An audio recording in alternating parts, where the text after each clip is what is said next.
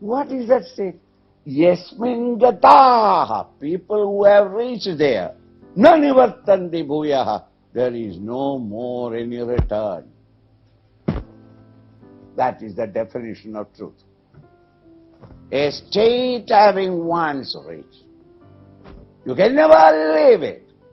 Wherever there afterwards you go and function, that experience will be clinging on to you.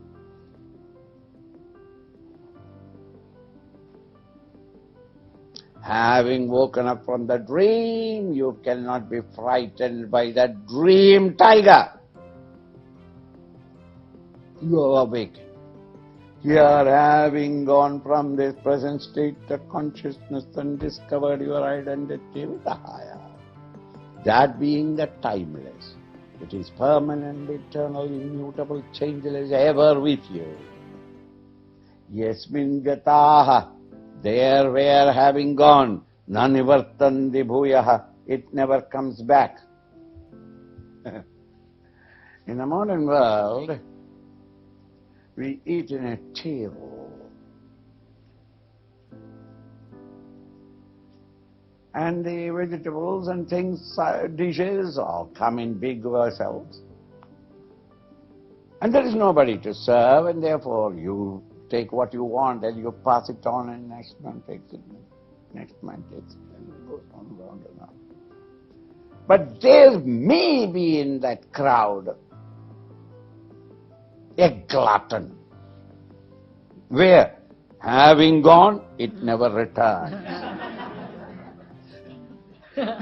Whatever is in the plate, that is not the meaning. Having gone, having once awakened to that state of consciousness, you can never forget. You are always there. Yasmin gatana nivartanti bhuyaha, tameva chadyam purusham pravati. Now, Krishna has anyone else. When I am explaining to you how I lost my first wife, you are my bosom friend. As I was explaining 10 years ago, and how I held on to her hand and she slowly left. Oh, will I not cry? 10 years ago, not now. As I am crying, will you not also cry out of sympathy? Not that your wife died. You are unluckily a bachelor, so it's all right. And you also cry, and both of us crying. Is at that time we heard steps of the slippers coming down the wooden staircase from upstairs. So I immediately wiped my tears and plastered a half sincere smile.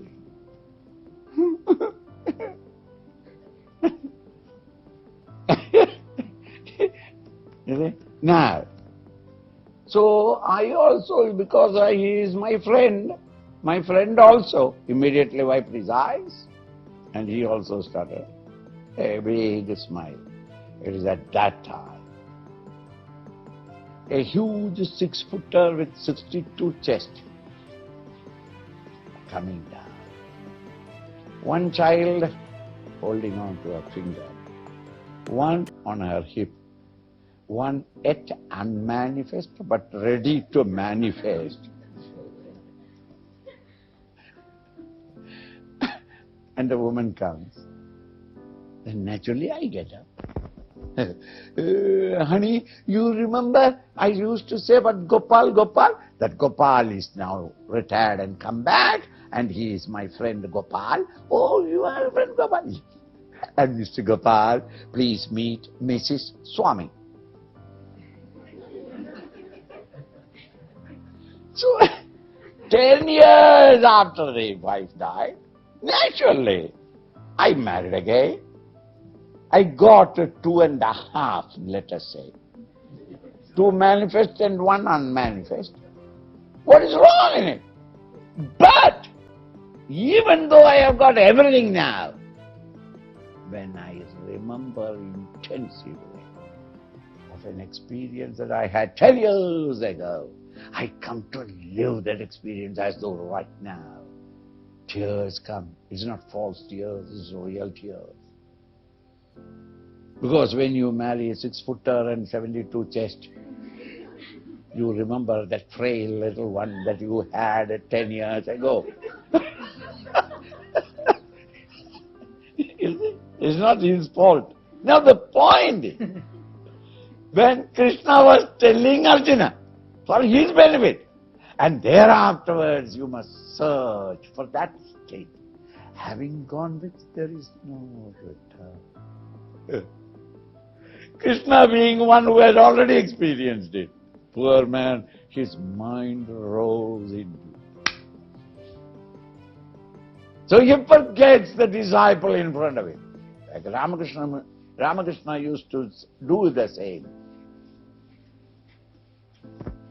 Ramakrishna Paramahamsa used to do the same. When he is talking in satsang, suddenly he stops. And he cries out, Gulab Jan, Gulab Jan, Gulab Jan. And there must be always ready in Bengali houses, there will be always Gulab Jan, sweet. And the disciple goes and puts that sweet in his mouth. Why? To him, to remain in our plane of consciousness is as difficult as we find difficulty in going there. So, for us to go there, kirtan, bhajan and meditation, all are necessary. To him who is now familiar there, to bring him down, Gulab Jan must be given. Lucky that he was not a diabetic.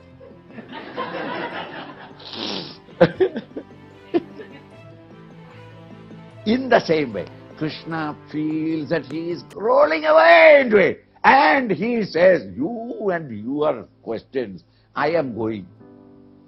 Tameva chadyam purusham prapadye. I surrender myself to that primordial reality. Before all the plurality came, that state